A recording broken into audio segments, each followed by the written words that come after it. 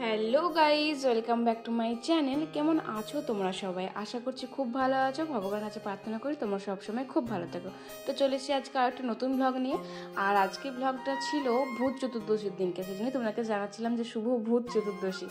তো সেদিনকে দিদিরা একটু বাজার গেছিলো, আমি যাইনি কারণ দেখো সবাই মিলে চলে গেলে তার হয় না, বাড়িতে তো বাচ্চাগুলো আছে, সেই জন্য মা একা কে যখন ধরো দুজনের মধ্যে একজন কাঁদতে শুরু করলো আর দুজনেই আবার কখনো কাঁদতে শুরু করে, তখন সামলানো মুশকিল হয়ে যায়। তো সেই কারণেই যাওয়া হয়নি আর কি। তো এই যে বড়দিদি গেছিলো সানার জন্য একটা জামা কিনে এনেছে। এই শীত শীত পড়ছে, তো ওরা তখন এখানেই আছে, আরও কিছুদিন থাকবে, তারপরে যাবে। তো যেহেতু শীত শীত পড়ছে, বাইরেও বেরোনো হচ্ছে এটা সেটা কিনতে, সেই জন্য ওইটা কিনে এনেছে, মানে মেজদি কিনেছে। তারপরে আমাদের লক্ষ্মী মাটার জন্য, মানে প্রতিমাটার জন্য, এবার ধর বিসর্জন হয়ে গেছে, এবার ওটাকে তুলে নিয়ে চলে আসবে মেয়েটাকে, তো সেটা থেকে শাড়ি পরাতে হবে, ওই সেই জন্য ওই হলুদ আর লাল পাড় শাড়িটা নিয়ে এসছে। তারপরে এখানে 108টার মতন প্রদীপ নিয়ে এসছে মাটির। তারপর ওই কটোরা নাকি বলে, সেই মাথায় ঘটের উপরে দেওয়া, ওই রকম নিয়ে এসছে, দরকার ছিল বলে। তারপরে এটা আমাদের 3টে ঘর ছিল, মানে ওগুলো অর্ডার দেওয়া ছিল, তবে খুবই বাজে করেছে যারা করেছে, মানে যেরকমটা বলেছি পুরো অপোজিট। এটা কোনো রকম ঘটের মাথাতে যে ওং বা স্বস্তি চিহ্নগুলো দেয় সেরকম ঘটই নয়, এগুলো খুবই বাজে দেখতে হচ্ছে, সেজন্য আমাদের একদম পছন্দ হয়নি। আর এটার থেকে তো ওংটা তো আরোই বড় হয়ে গেছে, মানে ভাতটা রাখাটা খুবই মুশকিল, সেজন্য ওই সেই ঝাল দিয়ে দিয়েছে, রড দিয়ে দেন ফুটো করে দিয়েছে, যাতে এবার যেখানে লাগাবো সেখানটা তো রড দিয়ে ওই ভিতর দিয়ে ঝাল দিয়ে দেওয়া হয়, এরকম করেছে আর কি। যাই হোক, আমাদের পছন্দ হয়নি, এটাকে আবারও কিনতে হবে, শুধু শুধু টাকাটা জলে গেল।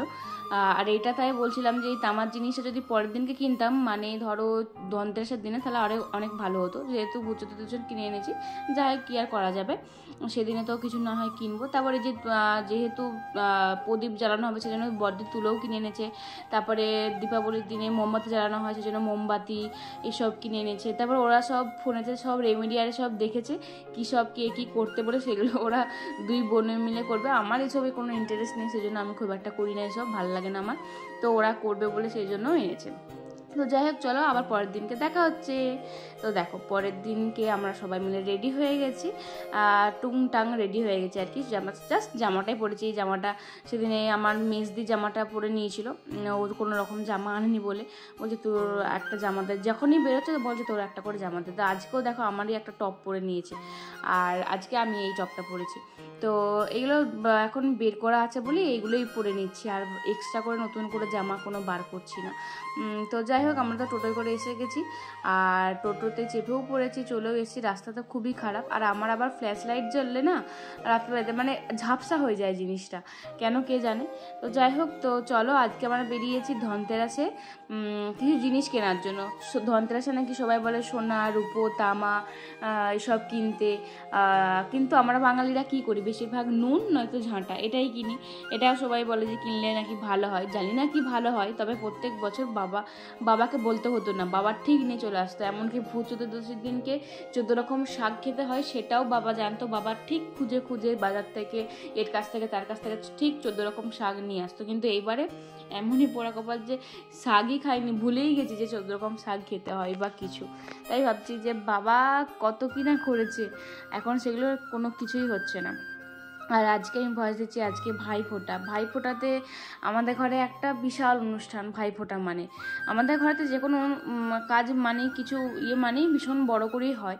তো ভাইফোঁটাটাও ভীষণ জাঁকজমক করে হয়। আগের দিন 2 দিন আগে থেকে কি আইটেম হবে না হবে সেসব আলোচনা, তারপর আগের দিন থেকে রান্না শুরু করে দেওয়া, সব ভাইরা দাদারা আসা, মানে বিশাল ব্যাপার। এইসব দিনগুলো তো ভাই বোনদের কাছে একটা বিশাল বড় দিন না, রাখি পূর্ণিমা, ভাইফোঁটা। তো এগুলোতে বাবা ছাড়া এগুলো কোনো দিনই কিছু হবে না, আর মনে হয় না কোনো দিনে এরকম কোনো বড় করে কিছু হবে বা আনন্দ হবে। তো যাই হোক, ওসব কথা বাদ দাও। তো এইদিকে দেখো আমরা কিন্তু চলে এসেছি, এটা ছিল বাজারের ভিতরে। তোমরা অনেকেই জিজ্ঞেস করছিলে যে দিদির দোকানটা কোথায়। তো দোকানটা হচ্ছে যে হরিহর বস্ত্রালয়টা আছে না বাজারে, তার সামনেতেই একটা মানে গলি নয়, মানে একটা সিঁড়ি আছে, সিঁড়ির উপর দিয়ে যেতে হয় আর কি। ওই নামটা তো দেখালাম আমি তোমাদেরকে, স্বর্ণসাগর জুয়েলার্স, আমার বড়দিদির বন্ধুর দোকান এখানে। তো এটা হচ্ছে আমার বড়দিদির বন্ধু আর কি, কী নামটা ঠিক ভুলে গেছি। যাই হোক, এইগুলো হচ্ছে যে বড়দিদি গেছিলো একদিন, তো ও এই রূপোর পলা আংটিগুলো দেখে এসেছিলো আমার। দেন ও বলছিল যে কিনবো, এরকম এরকম দাম। তো আমি তো শুনে অবাক যে এত কম দাম, এত কম দামে রূপোর আংটি কেমন হয়, আমি তাহলে তাদের যাবোই আর সেদিনকে কিনবই। ধনতেরাসের দিন যেহেতু কিনতে হয়, তো আমি তো ভীষণ এক্সাইটেড ছিলাম। আর যে দেখছি যে সত্যি এত সুন্দর জিনিসগুলো দেখতে, আর এত মানে কম দামে যে পাবো এইটা তো কল্পনাতেই ছিল না। তো দেখো, আমি বুড়ো আঙুলে, আমার আংটিটা হাতে হচ্ছিল না কোনো আঙুলে, যে বুড়ো আঙুলেতেই নিলাম। আর তারপরে আঙুলেরটা বড়দি নিয়েছে, আর তারপরটা তো বাবা আমাকে কিনে দিয়ে গেছিলো, ওইটাই লাস্টবার বাবার স্মৃতি। আর তার নীলটা হচ্ছে মেজদি নিয়েছে। নীলটা তো খুবই সুন্দর হয়েছে, মেজদির হাতে এত সুন্দর লাগছে, মনে হচ্ছে না মেজদি ডায়মন্ডের রিং পরেছে, এত সুন্দর চকচক চকচক করছে। আর কালারটাও অসাধারণ, নাহলে আমার নীল সবুজ এই আংটিগুলোর কালারগুলো একদম ভালো লাগে না, কিন্তু এই নীলের কালারটা এত সুন্দর আর মেজদির হাতে এত ভালো লাগছে, মানে কি বলবো তোমাদের। আর তোমরা অনেকেই জানতে চাইছো তো দামগুলো কত, তো দামগুলো তোমরা গেস করো যে কত টাকা দাম হতে পারে, দেখি কে কজন ঠিক বলতে পারো। আজকের কোশ্চেন কিন্তু এটাই, যে এই রূপার আংটিগুলোর দাম কত হতে পারে, তোমরা মানে নিজেদের মতন করে বলো, দেখি কারটা ঠিক হয়। তো এখনও যাও ঝটপট যদি কিনতে চাও, হয়তো আর বেশি নেই, এবার হয়তো অর্ডার দিলে হয়তো করিয়ে দেবে, কিন্তু ভীষণ কম দাম, বিশ্বাস করো। তো আমি একটুখানি এই যে সোনার গয়নাগুলো পরে দেখছিলাম যে এখন যা সোনার দাম, মানে এগুলোতে তো হাত দেওয়াই যায় না। সেদিনকে দাম ছিল বোধহয় 1,30,35 এরকম চলছিল, আমি ঠিক জানি না, ভুলে গেছি। তো তারপরে হঠাৎ করে এই রূপোর পলাগুলো চোখে পড়লো, তো এইটা ভাবলাম যে মায়ের জন্য তো নেওয়া যাক। মা তো জানোই ভীষণ শাঁখা পলা এইসবে ভীষণ নেশা, তো এখন তো ওইসব আর কিছু করতে পারে না। তো এই পলাগুলো খয়েরি কালার ছিল যেহেতু ভাবলাম যে এটা মায়ের জন্য নিই। আর এটার দাম ছিল মাত্র 1350 টাকা। না, মোটেও মাত্র না, বাট জিনিসটা কিন্তু খুব সুন্দর, সেজন্য এক চান্সই পছন্দ হয়ে গেছিলো। আর মায়ের হাতে তো একদম পারফেক্ট হবে, ঠিকঠাক সাইজটা ছিল, সেজন্য কোনো দ্বিধানা বোধ করেই নিয়ে নিলাম। আর রূপোর দাম নাকি কিছুদিন পরে সোনার দামের মতনই হয়ে যাবে, মানে তার জন্য ভাবছি যে রূপোও করে নেওয়া ভালো, গড়িয়ে রাখা ভালো। রূপো কিন্তু আর হতচ্ছেদা করা যাবে না রূপোকেও। তো যাই হোক, ওখান থেকে কিন্তু আমরা কিনে নিয়েছি মায়ের জন্য আর আমাদের 3 বোনের জন্য আংটি, এমনকি মেজদিও কিনেছে, সামনে যেহেতু ভাইফোঁটা আছে সেই জন্য সুমিতদার জন্য কিনে নিয়েছে, মানে ওর বরের জন্য, যেহেতু বোন আছে, ননদ আছে, সেই জন্য গিফট করবে বলে। তো তারপরে এই যে মেজদি ভীষণ খিদে পেয়ে গেছো, সেজন্য চলে এসেছিলাম এখানে চিপস কিনতে। চিপস কেনা টেনা হয়ে যাওয়ার পরে এখানে চলে এসেছি মিষ্টি কিনতে, কারণ বাড়িতে ছিল একটা পুজো, তো পুজোর জন্য এখানে মিষ্টি লাগছিল, তো সেই কারণে এখানে মিষ্টি কিনে নিলাম।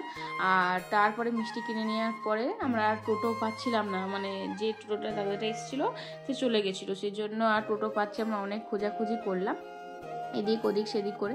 তারপরে এই যে সামনে যেহেতু কালী পুজো ছিল, তো চারিদিকে কিন্তু সবার বাড়িতে কি সুন্দর লাইট জ্বলছে, তারপরে তোমার চারিদিকে রাস্তায় রাস্তায় লাইটের দোকান বসেছে, মানে দুর্গা পুজোর পরে কিরকম একটা নিশ্চুপ হয়ে গেছিলো, মানে বাজার ঘাট বেরোলেও মনে হচ্ছিলো না কোনো রকম কিছু আছে, কিন্তু এই কালী পুজোর আগের দিনগুলোতে বেরোলে মনে হয় যে আবারও পুজো একটা ভাব। তো কি সুন্দর দেখো বড় মায়ের মন্দিরটা সেজে উঠেছিল, এখন তো পুরোপুরি এখন আলোয় ভরে উঠেছে, মা চলে এসেছে, কিন্তু তখনও মা আসেনি, দুদিন বাকি ছিল। তো চলো আজকের ব্লগটা এই পর্যন্ত। আমাদের ধনতেরাসের জিনিসগুলো তোমাদের কেমন লাগলো, তোমরা ধনতেরাসের দিন কী কিনেছো সেটা কিন্তু অবশ্যই কমেন্টে জানিও। আর আজকের ব্লগ যদি ভালো থাকে অবশ্যই লাইক কমেন্ট শেয়ার করে দিয়ে দেখা হচ্ছে পরের ব্লগে খুব তাড়াতাড়ি। তখন ভালো থাকবে, সুস্থ থাকবে, বাই।